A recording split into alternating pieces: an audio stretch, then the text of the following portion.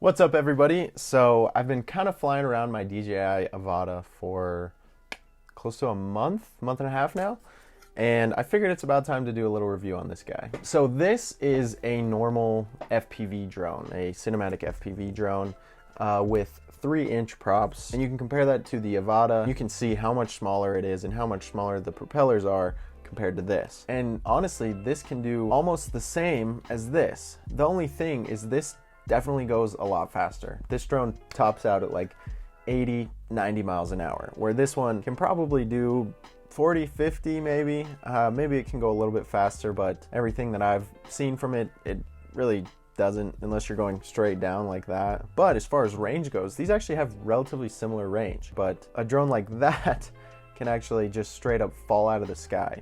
Or a drone like this, with all of the little technologies that DJI has put in here, it's not going to fall out of the sky. This is a drone that's actually going to be saved if any connection problems happen or anything like that. Those are the advantages to starting on the Avata as opposed to something like I started on, which was the TBS Oblivion.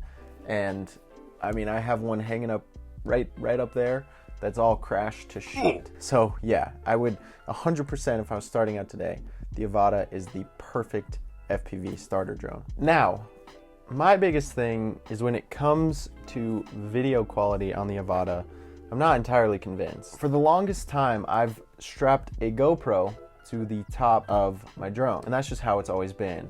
And then I stabilize it in RealSteady to get a very clean, smooth look to my FPV footage. With the Avata, you can't really do that. You can't stabilize this in RealSteady. Honestly, just like using DJI's basic stabilization or whatever they wanted to call it, I don't really like how it looks. To me, it just doesn't look the best, at least compared to GoPro. I think GoPro is just so far ahead in that world. That isn't to say that the footage isn't high quality. It's just not as smooth and not necessarily what I want my FPV footage to look like. So my workaround, and actually what a few people's workarounds is surprisingly to still use a GoPro. So if you look at this, I have a GoPro Hero 11 Mini essentially strapped to the top of an Avata battery. And the reason I do this is because I get the best of both worlds. I get a really incredible drone, and I get a GoPro quality footage with it. When you're flying the two together,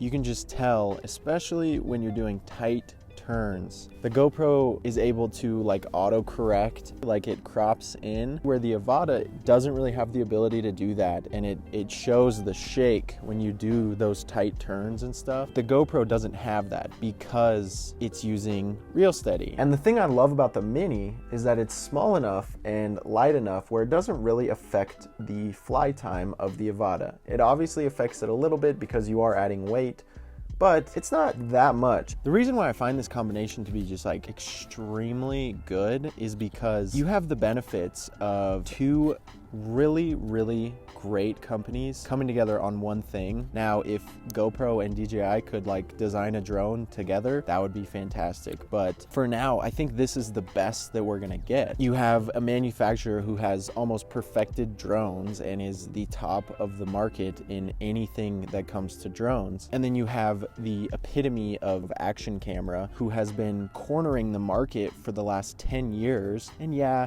they do release a new GoPro every single year. And yeah, it's not necessarily needed, but that doesn't negate the fact that they make literally the best action camera today, 100%. And I know DJI has tried to get into action cameras and it didn't really work out for them. People are still flocking to the GoPro, and there's good reason for that. When you see the footage between the Avata and the GoPro, I mean, you can see why. So that's why this is my setup. I don't really think I'm gonna be changing this setup anytime soon. I mean, they might come out with the GoPro Hero 12 Mini, but even then, like I said, I don't think you need to upgrade to every single GoPro whenever they come out with one. So all in all, I think the Avata is a relatively good drone. I think it has a lot of benefits that come with it. The only thing that I don't like, obviously, is the footage. But with that said, if you guys have any questions about the Avata or the Hero 11, or how this combination Frankenstein freak show